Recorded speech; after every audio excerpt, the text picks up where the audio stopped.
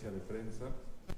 Para Penguin Random House es un honor inmenso tener con nosotros a George R. Martin, probablemente el escritor vivo más importante del mundo y el autor de la saga novelística más trascendente de todos los tiempos, Canción de Hielo y Fuego.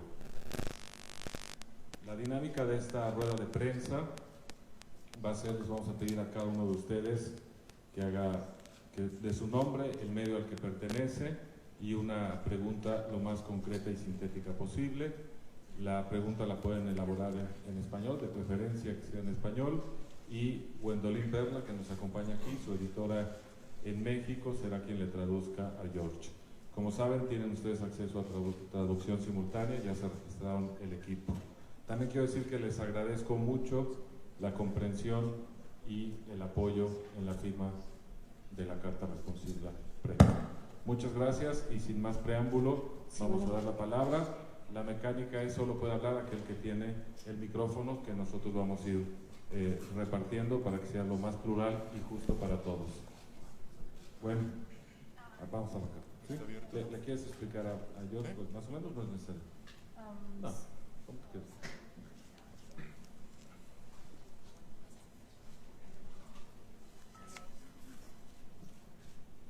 Bueno, primera pregunta, por favor. ¿Quién se anima? Aquí. Hola, muy buenas tardes, George. Bienvenido a México. Esta es tu casa. Gracias por estar aquí con nosotros. Hi, George. Welcome to Mexico. Thank you for being here with us.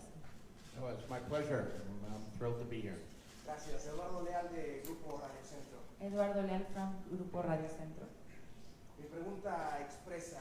My question expresses, Vamos más atrás. let's go backwards. Tell me, Platícame el momento exacto en donde te diste cuenta que prácticamente tenías en shock a Latinoamérica y al mundo entero con tus textos.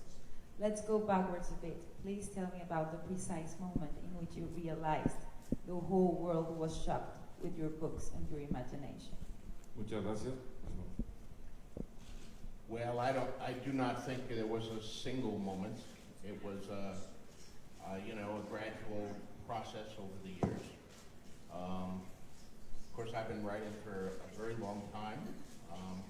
I sold my first story in 1971. My first novel came out in 1977.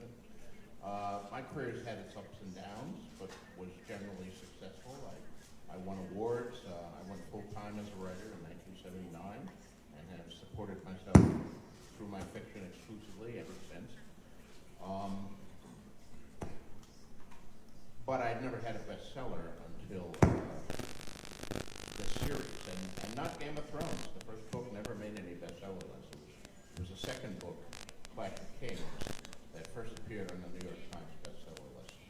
And so that was a big breakthrough for me. It appeared as number 13 for 1 week and then was gone. But the next book did a little better than that. And the book after that was number 1 on the bestseller list and lasted a long time. And then, of course, we get the TV series, and so it's not one moment; it's a series of moments. Each of them very exciting in their own way. Each of them representing another step in the level of popularity and worldwide attention for this series. And it's still going on.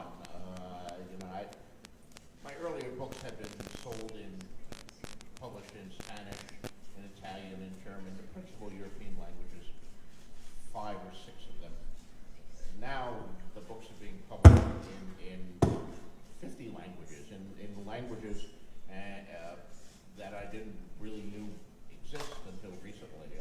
This is Chris Lotz here, who's my international rights agent, and he recently sent me contracts for an edition in Southern Sami, which is the language of the reindeer herders of Lapland.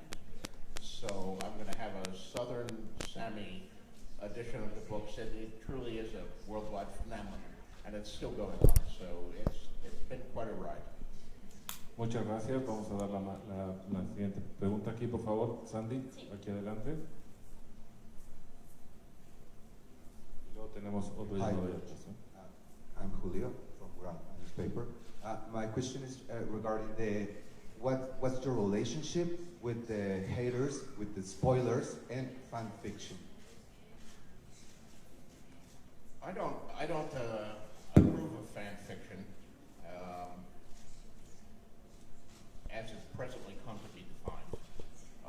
Now, I was a fan myself. I still consider myself a fan, but in high school, I wrote in the 1960s what we called fan fiction back then, and the definition was a lot different then. Fan fiction was just fiction written by a fan, which appeared in a fanzine, and no one received any money for it. It was amateur fiction written largely for love. But the big difference is it was original characters. I mean, I was a comic book fan. I loved Marvel. I wasn't writing stories about Spider-Man. I was inventing my own superheroes. You know, Power Man and Manta Ray and various others. And so were the other fan fiction writers of my era.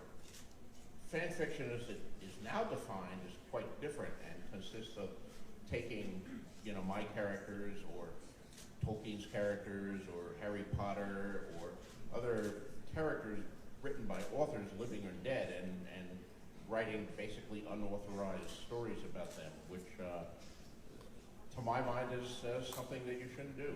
So I've always discouraged it, but you can't stop it, especially in this age of the internet. It exists all over the world, and more people are doing it. They obviously get something out of it, which frankly I don't really understand. So I just prefer to ignore it. What about spoilers and haters? You know, again, you can't control it. It's there, and you know, I get angry email. I get 100 or 1,000 very supportive emails and messages on my blog for everyone that's from a troll or a hater. But they do come in, and there's no way to stop them. You know, you see them, and all you can do is shrug and say, well, all right, you know, you can't. There's no way to make these people go away. Most of them are operating behind the veil of internet anonymity. So what can one do? It's a fact of life, like, you know, rainstorms and bad food and airline delays. You don't like them, but you have to live with them.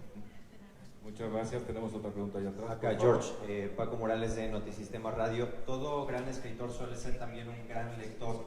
¿Cuáles son sus libros favoritos, sus escritores favoritos, y si hay algún libro en específico que le haya cambiado la vida?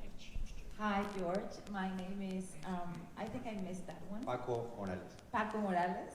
All great writers have always been great readers. And I would like to know what your favorite books are, what your favorite writers are, and if there's any book that has changed your life in any way. Well, I think for any fantasy writer, the towering influence has to be J.R. Tolkien and Lord of the Rings.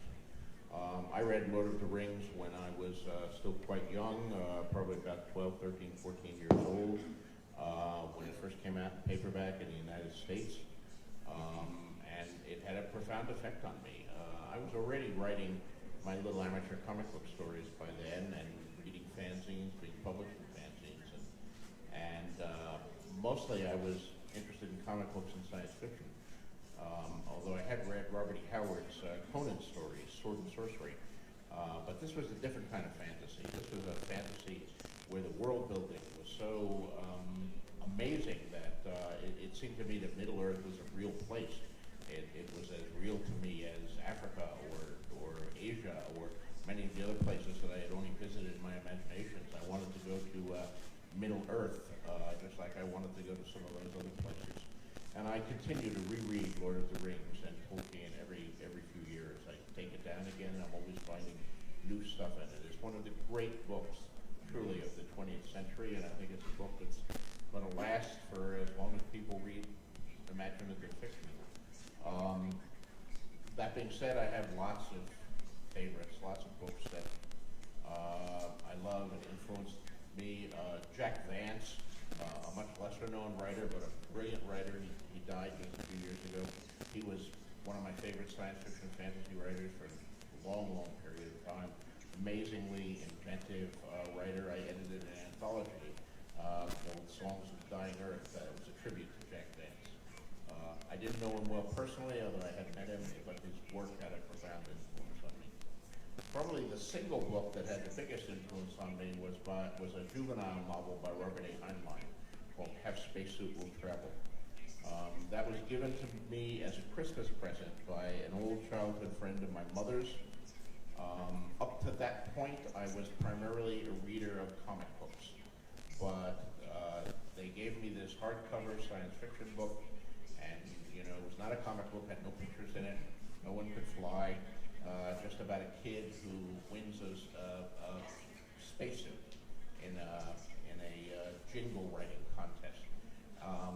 But it was an amazing book. Heinlein was an amazing writer. And once I'd read that book, I knew I had to read more real books. So previously I'd spent my weekly allowance entirely on comic books. Now I had to divide them between comic books and books. And I continued to do so and became a science fiction fan from that moment, from the moment I encountered Have Spacesuit Will Travel. Muchas gracias. Aquí tenemos la siguiente pregunta, por favor. Bueno, buenos días. Wendy Aceves, de Gaceta de la Universidad de Guadalajara. So good morning, Wendy Aceves from the University of Guadalajara. Bueno, cuando uno lee Canción de Hielo y Fuego, uno suele presumir que a su autor seguramente le gusta la historia, los conflictos políticos. When one reads A Song of Ice and Fire, you can tell the author, the writer, is very fond of history and politics. Entonces quisiera saber si el autor tiene alguna opinión que nos quiera compartir sobre los sucesos políticos más importantes que están sucediendo actualmente. Then I would like to know if you would be willing to share with us your views on the recent political events in the United States. Yeah, I've made no secret of those. I've posted on my blog. Of course, I'm, in American terms, I'm a liberal Democrat and always have been. And the recent election in the United States has scared the hell out of me. It took me completely by surprise. I was worried about it, to tell you the truth. I mean, as much as the polls kept saying that Hillary Clinton was going to win, I don't know. I was very nervous. I had a bad feeling about it because sometimes the polls are wrong, as they turned out to be in this case. And now that the unthinkable has happened, we are living in this world, and what is going to happen from here? I really am concerned about it. The American system still has checks and balances.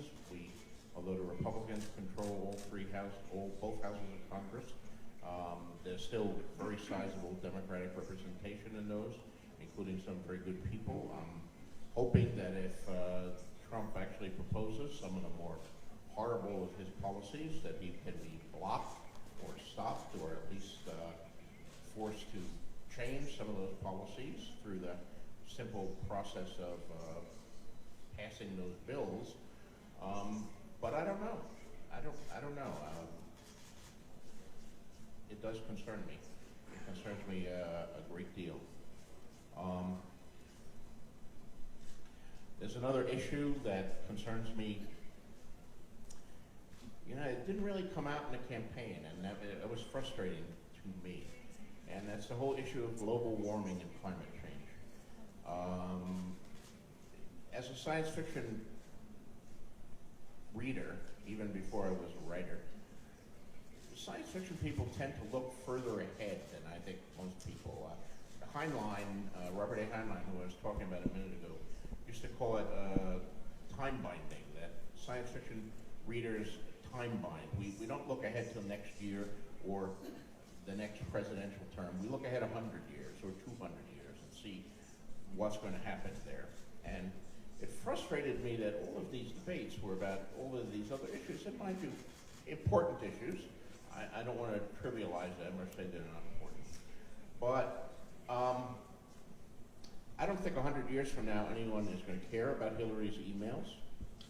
I don't think 100 years from now anyone is going to care about who Donald Trump may have sexually assaulted. But I think 100 years from now, people are going to be concerned about why we didn't do anything about global warming when entire island nations disappear beneath the rising seas, when we lose states like Florida and Louisiana and cities like New Orleans and New York to those rising seas, and millions of people are suddenly, we think we have an immigration problem now with the Syrian refugees. What about when entire populations of millions of people are looking for a new safe place to live because the oceans are swallowing their countries? Now, is that going to happen next year? No. Is it going to happen within the 4-year term of this recently elected president? It might begin to happen, but probably not. Is it going to happen in the next 100 years if nothing is done about global warming? You damn straight it's going to happen. I mean, the scientists of the world are almost unanimous about that, except for a few odd outliers who you can't really believe in. So, yeah, all of this stuff does concern me. Muchas gracias. Aquí tenemos una pregunta. Hello, Mr. Martin. I'm Carolina from Promomedios, and my question is regarding Sansa Stark. Her sexuality has evolved through every book, and yet the memory that seems to stick the most with her in this regard is the Night of the Blackwater. So I was wondering if you could expand a little bit on why this is, seeing as before that night, her interactions with Sandor Clegane weren't really physical. Night of the Blackwater, yes. Well, I'm not going to give you a straight answer on that. But I will say that, you know, a television show and a book, each has its own strengths and weaknesses. There are tools that are available to me as a novelist that are not available to people doing a television show. And of course, there are tools available to them that are not available to a novelist. I mean, they can lay in a soundtrack, they can do special effects, they can do amazing things that I can't do. I just have words on paper. What can I do? Well, I can use things like the internal narrative. I can take you inside a character's thoughts, which you can't do on a TV show. You just have the words they speak. You see them from outside because the camera is external, while prose is internal. And I have the device known as the unreliable narrator, which again they don't have. So think about those two aspects when you consider the Night of the Blackwater. Thank you. Gracias, Jesús Alejo. Buenas tardes, Jesús Alejo de Grupo Milenio. Preguntarle si en algún momento ha reflexionado sobre las razones por las que su obra ha tenido tanto impacto, las razones literarias de este impacto que ha tenido en todo el mundo. Hi, my name is Jesus Alejo from Milenio, and I would like to know if you have ever thought or reflected of the reasons that have turned your literary work in such an impressive and massive work of art for readers. You know, if I really knew why it happened, I would have done it 30 years earlier. This is a strange business, being a writer. You know, you sit down and you have a story in your mind. And I had won Hugo Awards and Nebula Awards. I've written a lot of short stories. As I said to an earlier question, my career had gone up and down. I remember in the early 80s, I wrote a novel called The Armageddon Rag, which was a rock and roll fantasy novel. And that was the novel that George, the sales figures, no one wants to see anything more from you. So, you know, I went to Hollywood for 10 years, so I continued to pay my mortgage. I thought that one was going to be big, but that taught me a lesson. You can't expect anything. And in the case of Game of Thrones and the books that followed, which came after my years in Hollywood, I just wanted to get back to prose. I wanted to write another novel. I was hoping people would like it, but I certainly wasn't making any assumptions. And the fact that so many people have liked it and that it has achieved success on the scale that it has, you know, some days I still think I'm dreaming, and I'm going to wake up in the morning and have to go out and sell real estate again, but hopefully not. So I don't know. Hola, buenos días. Norma Gutiérrez del periódico El Informador. Que nos platiques un poco sobre la construcción de tus personajes personajes que siempre están como llevados al límite. Se dice que en las guerras, en las tragedias, uno conoce los extremos de la condición humana. Sí. So, hi, my name is Norma from El Informador, and I would like you to please tell us about the way in which you build your characters, the way in which you take them into very extreme situations. It is said that one gets to know the real human soul in this very hectic and horrible and tragic moments. Sí, lo que primero construyes es el personaje y después el lugar en el que estará la situación, o primero es el lugar, la situación y después sobre eso es el personaje. So what do you think about first? Do you first go about the character, their physical appearance and their personality traits? Or do you think beforehand on the context and the situation, and from that you get to build your characters? You know, the characters, I don't create them all ahead of time. They come in the act of writing. It's all organic for me. When I begin writing a book, I don't know who the characters are. I'm writing the first scene and I'm introducing a cast, and they're largely blank slates, but every time they appear in a scene and they say something, I learn a little more about them, and they become to crystallize a little more. And after I've written a few scenes about them, they're coming more and more alive. There's really two types of characters, and one is the viewpoint character. The viewpoint character is most important because they're the only ones where you're actually inside the character's head. So you're seeing the world through their eyes. You're hearing what they hear, you're feeling what they feel, you're privileged to the thoughts that they're having, so they can say something, you know, yes, I will be there on Tuesday, he lied. And, you know, the person hearing that doesn't know they're lying, but you can write that, you can know that the character's lying, and you can know what memories are being triggered, and you know, when they see something that reminds them something of their childhood, all of that is available to you. In the case of A Game of Thrones, of course, I have a large cast of interchangeable viewpoint characters that I'm cutting backwards and forwards between. But it's still a finite cast. I think I began with 7, and I'm probably up to about 15 by now. I've killed a few along the way. In addition to that, there's a cast of hundreds of other characters, hundreds of them. And those people you only see from the outside, and you may only see what the viewpoint characters perceive of them. You may never get to know them more than just a bit. But sometimes they surprise you. Sometimes they take on a life of their own that you don't expect. I remember the scene where Catelyn Stark arrests Tyrion at the Crossroads Inn, and there are 2 sellswords there, Bronn and Chicken. And I don't know, I invented those 2 names on the spur of the moment. I need some sellswords, what should I call them? Bronn and Chicken, okay, yeah, there. Here we have 2. And they were nothing at the time. They were just throwaway characters. I knew I would need one later on because I wanted someone who was a mercenary disposition to champion Tyrion in a duel that would eventually follow. But I only needed one of them, so I disposed of the other one. I don't remember how I remember if I flipped a coin or I just said, oh, I like the name Bronn better than I like the name Chicken. So I'll kill Chicken off stage, and Bronn will become important. And Bronn did become important. And not only that, as he became important, he developed more of a personality. I'm writing scenes with Tyrion, and Tyrion is saying things to him, and Bronn is just giving it right back.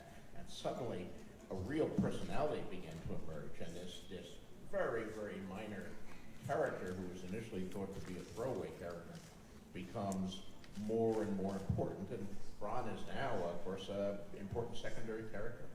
And that's the kind of process that takes place all the time with me.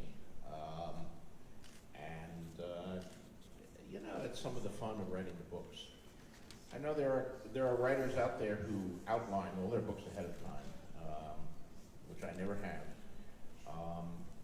And if you outline a book, then you know who's important, who's not important, what role every character is going to do. So you do this very detailed outline that could be 20 pages, 50 pages. I've seen 100-page outlines. And then the character, the writer, fleshes out the book and sort of fills in the blanks. It would kill me to write that way. You know, it's like writing that outline would feel like writing a book. So I love the process of discovery. I love coming out of nowhere and sort of introducing himself and shouldering his way to the front and saying, no, I'm going to be an important part of this story too. You didn't know it, but I am. Now, I don't attach any let me make it clear here, lest this be taken out of context. I've heard writers talk about characters talking to them and, you know, et cetera, et cetera. I know all these characters are coming from me. They're all coming from my subconscious or the right side of my brain or the left side of my brain or whatever it is. They're all from me. They're not speaking to me from other dimensions. But nonetheless, it's not something that the conscious mind controls.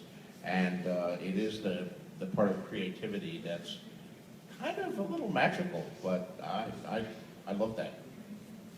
Gracias, tenemos aquí la pregunta.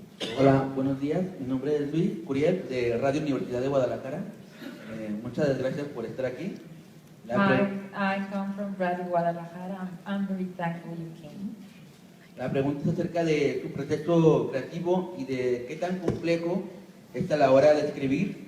Ya mencionó un poco acerca de los personajes, pero también qué nos puede decir acerca de los temas que buscan y de también si corrige mucho o si no es tan necesario la corrección en tu obra. Okay, so I would basically like to hear about your creative process. You already told us how your characters come up, but I would like to know how you pick the topics you explore in your books, and I would like to know how much do you correct, how many corrections you actually implement on everything you write. Well, for me, the process of correction or revision is constant. You know, I know some writers sit down and they do a first draft, they complete the first draft, and then they go back and they do a rewrite, and they do a second draft, and, you know, maybe they do a third draft or whatever. It's never been that way for me. I mean, I'll write a few pages on Tuesday, and then when I come into work on Wednesday, the first thing I do is boot up that file and reread what I wrote last night or yesterday.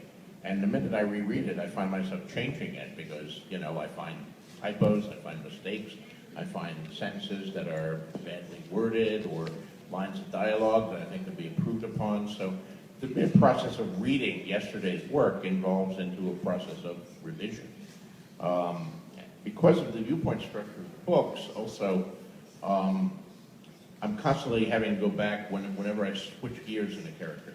I don't write the chapters in the order in which you read them. I don't write Tyrion and Arya and Dany and Jon Snow.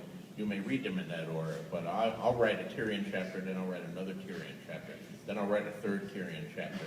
And then Tyrion will be like far ahead of everybody else in the book, and I'm saying, I'm getting too far ahead of Tyrion, I better write a Dany chapter so she can catch up.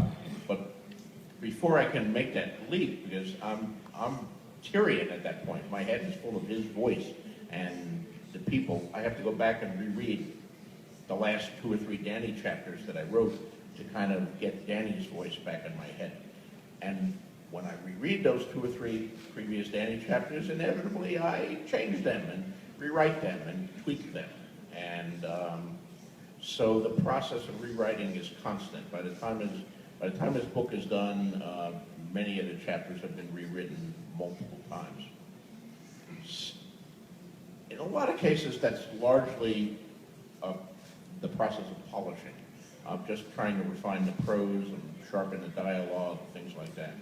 But there are cases where it's a lot more than that, where it involves substantial changes to what actually happens in the book. I think with Dance with Dragons, if any of you follow my blog, and when I was writing about my struggles in writing Dance with Dragons, I talked a lot about the Meronese knot, which was a particular problem I was having because, you know, Dany was in the city of Marine, and various other characters who had set out in previous books or earlier in that book to go to Marine, were on their way. And I kept changing my mind about who should arrive first and who should arrive second, and should it arrive before this battle or after this battle, or should they arrive before she marries this guy or after she marries this guy? And of course, every time I made a change, it affected everything. It was like a bunch of dominoes. I would change, and then I'd have to go back and rewrite all the chapters and move them around. You know, that kind of thing happens too, although hopefully not every day. That was a particularly difficult quandary that I kept solving and thinking, yeah, this is it. No, it's not it. It's not working right. Let me try it this way, etc., etc. Sometimes I also take an event and recast it from the viewpoint of a different character. I mean, one of the issues with Maureen was I knew some of the things were going to happen, but which character would tell you that those had happened? And I didn't like any of my earlier solutions that I wrote them until I finally settled on the idea of making Sir Barristan Selmy a viewpoint character. He had not previously been a viewpoint character, but he was ideally suited to be the perfect viewpoint character to present some of these things. He was at the center of the action. He knew certain things. He didn't know certain other things. He had the correct level of knowledge versus level of ignorance. So I recast some of those chapters that had previously been from other viewpoints to the viewpoint of Sir Barristan, and suddenly everything fell into place and it worked, I think. So, yeah, that's my crazy creative process, and it's kind of haphazard, and sometimes it drives me mad, but there it is. Muchas gracias. Aquí adelante, por favor. Hi, Ávida Ventura from El Universal. Talking about USA election and your characters, I want to know if Mr. Trump was a character of Game of Thrones, which one would he be? So I would like to know if Donald Trump was a part of your books, which character would he be? Donald Trump. Donald Trump, well, you know, my readers have had various theories about that they've debated at some length on my blog. I don't know, I think he's probably closest to a grown-up Joffrey. If Joffrey had lived to be 70 years old. But he's really not. You know, he's a creature of 20th century America, and Westeros would have subjected it to very, very different influences. Enrique Mendoza, de Semanario Z de Tijuana. ¿Podría hablarnos cuáles son las posibilidades que le da la literatura al crear tiempos, escenarios, personajes, situaciones de ficción para tratar temas reales e universales con su obra? I would like to know what you think are the possibilities that come up by the means of fiction, inventing a language, inventing a scenario, inventing characters and situations. How does that help us cope with reality and everyday life?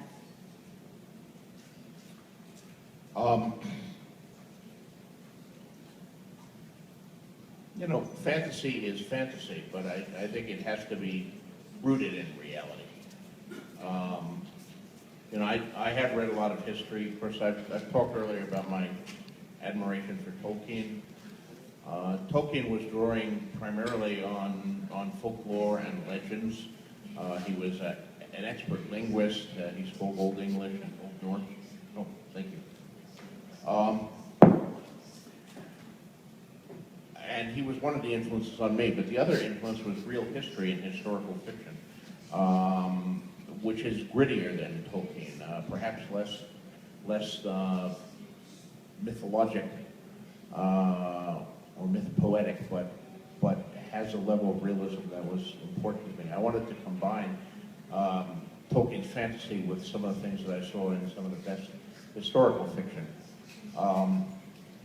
You know, even when you're dealing with dragons and direwolves and gigantic walls of ice, you want to ground it in reality at least sufficiently so that the reader will accept it. It'll have a verisimilitude to it.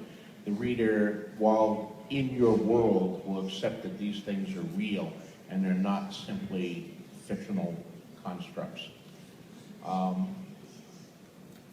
And that's I know that's a strange point that writers debate among themselves many times. For example, my dragons have only 2 legs. You know, the front legs are the wings. So in that sense, my dragons are like pterodactyls or bats, with the the hind legs and the front legs. The finger bones become the bones of the wings and so forth. Why do my dragons, and most dragons in folklore have 4 legs. They have 4 legs plus 2 wings. And I looked at that and said, well, that's not realistic. There's no animal that's a 6-limbed animal. There's no animal in nature that has 6 limbs. Bats don't have, 4 legs. Anyway, the dragons look stupid that way. They're frequently fat, and they got these stupid little wings. These wings aren't big enough to get them into the air. They're supposed to be flying beasts. They need gigantic wings as opposed to their body weight. Their body has to be more serpentine and only 2 wings, and that's the only way they can possibly get into the air. So that's the science fiction writer. That's George R. Martin, the kid who grew up reading science fiction and who still thinks of these things in this way. Now, of course, I get in arguments with other fantasy writers these ways, saying, George, dragons don't exist. I can give them as many legs as I want. And, flying things that breathe fire, how can you talk about realism? And yeah, maybe they're right, but for me, it just feels real. My dragons feel real. Some of these other dragons don't feel real to me. Muchas gracias. Aquí adelante, por favor. Hi, I'm Jose Alberto from TV Azteca. We know you don't have any attachment for any of the characters. You don't hesitate to fill in them and to put it into extreme situations. But I want to know, if you were a character and you lived inside your story, how would you like to die?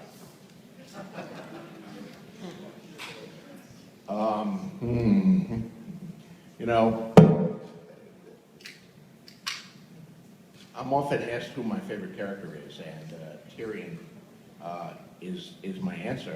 As much as I love them all, Tyrion is the cool one. And Tyrion is asked that very question and describes how he'd want to die. And I would like to die the way Tyrion dies here. Since it's semi-obscene, I better not say it here in this mixed company, but you can go back and find the scene where Tyrion and Bronn are cornered by the hill tribes, by Shagga, son of Dolph, and all that. And Tyrion describes how he wants to die in that chapter, and I'll go for his route.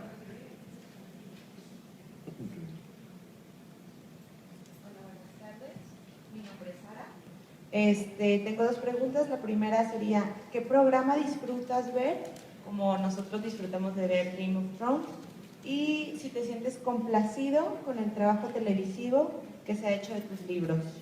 Gracias. So, I've got 2 questions. The first one is, which is your favorite show, the one you enjoy the most? As we all enjoy Game of Thrones, of course. And the second question is, how pleased are you with the results of the show? Well, I love the show. I mean, number one, the show it's won more Emmy Awards than any other show in the entire history of television. 2 of them have actually wound up on my own bookshelf, so I'm pretty pleased with that. I had been nominated for an Emmy Award, for my previous work in television on Beauty and the Beast, but I had never won. And of course, Game of Thrones didn't win in its early years, so at one point I was 0 for 6 in Emmys. So I'm glad I finally broke that streak. Now I'm 2 for 8. So that was very gratifying. And David Benioff and Dan Weiss have done an amazing job. They've created, I think, one of the greatest shows in the entire history of television. As the Emmy record speaks to, it's a show that's going to be remembered for a long, long, long time and occupy a huge position in the history of television. And it's a show that's popular around the world, not just in the United States, but HBO has never had so much success in selling shows into other markets around the world. So it doesn't matter if you are the reindeer herding people of Lapland know it, and people in Southeast Asia know it, So, you know, it's gratifying and it's amazing. Our cast is amazing. Our costumes, special effects, stunt work, acting, writing, directing. We've won awards in all of these categories, I think, and Hollywood has recommended the excellence of the show. So, you know, that's a dream for a writer. You know, when you write a book or a short story and Hollywood purchases it for adaptation, you're rolling the dice. You never know. You know, essentially you're sending your child off to boarding school or letting your child be adopted by another family. And are they going to be kind to that child, or are they going to be abusive to that child and change that child beyond recognition? You don't know. But I became very, very lucky there. And I think a lot of that, you know, again, David Benioff and Dan Weiss, all credit to them. And also to HBO. Working for HBO has been an amazing experience. In my earlier time in Hollywood, I worked for a number of the other networks, for ABC, for Fox, for CBS a lot. And that was good in its own way, but this is so much better. HBO is such a class outfit. They spend the money that's necessary to have excellence. They've really redefined American television. So when you ask me about other shows that I've liked, a lot of them are HBO shows. Right now, they're running a show called Westworld by Jonah Nolan and Lisa Joy that I think is just extraordinary. It's based on the old 1973 Michael Crichton movie with Yul Brynner, but it's, you know, that's like the seed. They've gone so far beyond that. And it's an entire examination of what it means to be human, what it means to be sentient, and how we deal with our own worst impulses and all that. It's a brilliant show. I think it's going to win a ton of Emmys this year. Other HBO shows, The Sopranos. The Sopranos redefined American television. I don't know, I can't speak to what television was like here in Mexico, but before The Sopranos, there was this kind of unwritten rule that I encountered myself, that the hero of a television show, the main protagonist, had to be likable, had to be a really sympathetic, good person that you liked. And people like me doing pilots in the mid-90s, trying to present a somewhat more nuanced character, ran head first into that. And the network suits would say, oh, this character's not likable enough. Look, they do this bad thing here, and people aren't going to like them when they do that. You have to get rid of that and make them more likable so the character will like them. Well, The Sopranos shattered that. And, you know, in the very first episode, you meet Tony Soprano, and he's worried about the ducks that sleep in his swimming pool. He's talking to a psychiatrist. You kind of like him, although he's funny looking. He's a fat guy who's balding. He's not the usual television hero. And then he's driving home and he sees a guy who owes him money. And he runs over him with a car, and then he jumps out and starts kicking him in the head. That's not likable behavior. And what that show established was, number one, you could have a fat, bald guy as the hero of your show. They didn't all have to look like a conventional star. And number two, it didn't matter if the hero was likable as long as he was interesting. Interesting trumped likable, and HBO has proved that again and again in their shows. You're seeing that in Westworld. You certainly see it in our shows. You know, you see it in shows they did like Deadwood and you know, some of the other Boardwalk Empire. Interesting characters, fascinating characters, not necessarily likable characters, and I really love that. However, I'll also say, I mean, I could answer this question for 3 hours here because I grew up on television, and there's lots of shows that I've liked through the years, and that I've loved through the years. Going back to, you know, as a kid in the 1950s, watching the black and white television in the projects of Bayonne, New Jersey. Muchas gracias. Aquí, por favor. Gracias, George. Soy Mariana Puria, de La Economista, y a mí me interesa el tema de los personajes femeninos. Son fuertes, son independientes, tienen poder. Hi, so I'm quite into your female characters. They are very strong, they are independent, they are all powerful. Me gustaría que nos contaras acerca de cómo ¿Cómo acercas tu escritura a estos personajes? So I would like you to please share with us how you create your female, strong, independent characters. Well, some of it, of course, was based on history. You know, studying the Middle Ages, you don't see a lot of women as ruling princes or queens, particularly in the early Middle Ages. But you do see a few, and you also see a lot of queens who were married to kings and yet were the powers behind the throne because they had such powerful personalities. So all of those were grist for the mills. I mean, the Wars of the Roses, which was a particular influence on Game of Thrones, the contest between the houses of York and Lancaster for the British throne, there were several hugely important female characters who were, you know, the mothers or wives of kings, but were really the people who were driving the things that were going forward. So all of that was an influence.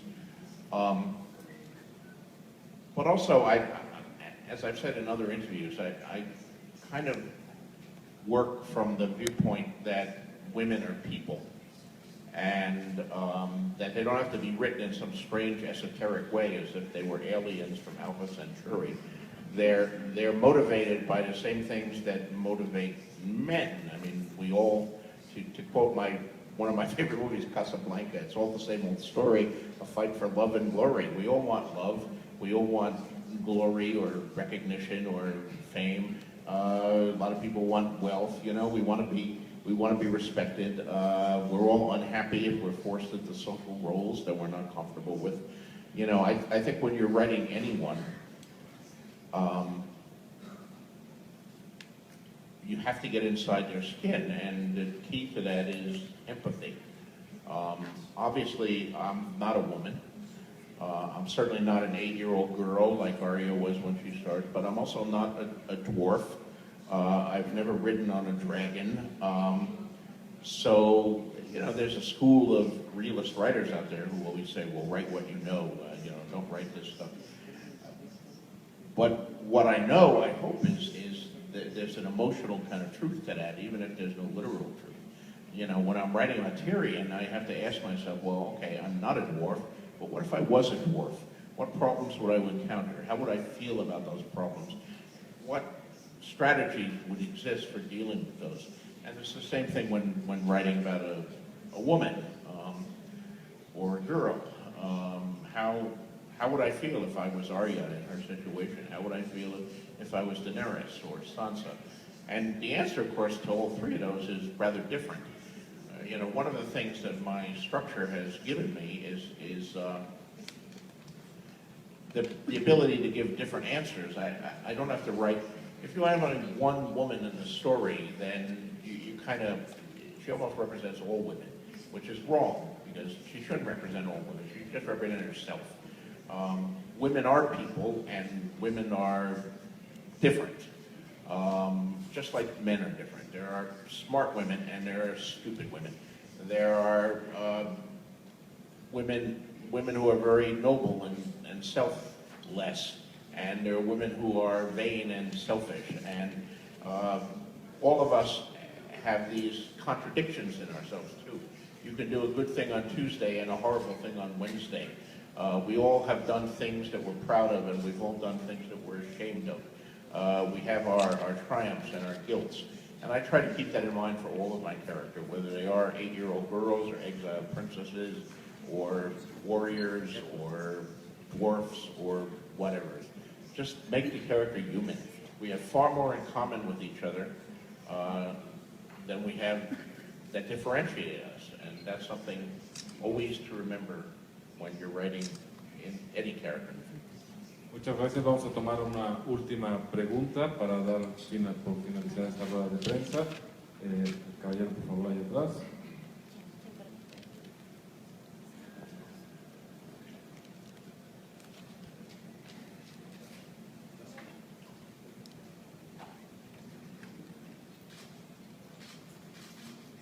Sí, Sebastián Hernández de Marejada. Mi pregunta era si está satisfecho, si le gusta la diferencia que hay, digamos, entre la serie y los libros. Ya hicieron esa pregunta. No, la pregunta más bien es si le gusta que haya como la variedad, la posibilidad de que puedan verse dos historias diferentes de la que se contempla en la novela y la que se contempla en la serie. Okay. So he would like to know how much you like the fact that we can get two approaches to the same story, since your books offer history in particular, and then we have a different one with several twists from the original manuscript on the screen. What do you think about that? How do you feel about that? You know, I think it's great.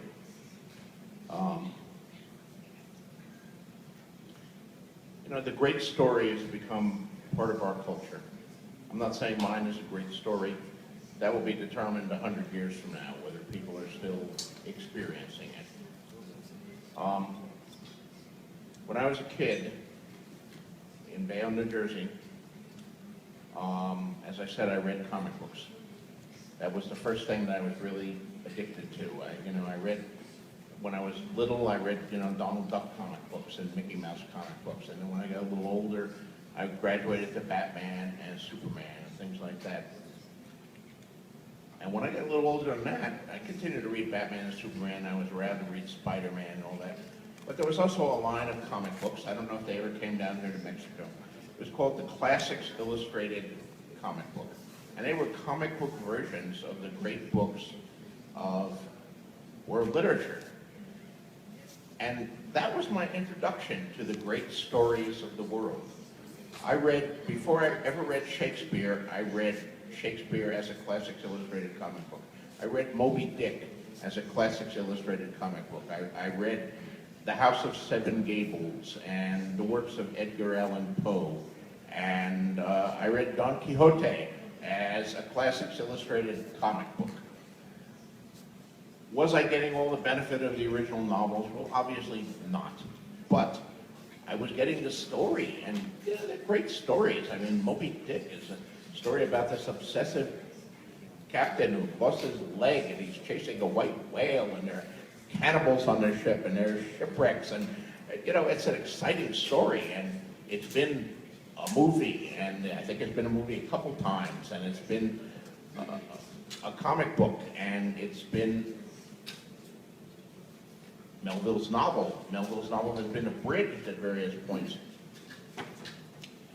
Should we all read Melville's novel in an abstract sense? Yes. But am I glad that there are literally millions of people in the world who have never read Melville's novel, but who on some level have enjoyed the story of Moby Dick, and who know that story, and it's affected their lives, it's made their lives richer. And that's true for all the great stories. That's true for Shakespeare, for Dickens, for any writer you care to name. I mean, do we enjoy Jane Austen, Pride and Prejudice? Sure we do. Should we enjoy it when they add zombies to it? I don't know. But it's fun to do that, and the people who bought Pride and Prejudice and Zombies obviously did enjoy it. And maybe it drove them to go back and actually read the Pride and Prejudice without zombies, which is also good. I mean, people experience my things through the television show. Obviously, hundreds of thousands of them have then gone on to buy the books, which I know pleases my publishers and editors. So the fact that the same story can exist in many different forms is great. Now, some forms are admittedly better than others, but sometimes the secondary form actually improves on it. I think most people would say, for example, that the Godfather movies are better than the Godfather book. Most cases it doesn't. The book is usually better, but there are cases like that. So a great story transcends the medium that it's originally told in and becomes part of our culture and hopefully exists for centuries or for a long, long time. Muchas gracias a todos. Muy buenas tardes. Thank you all.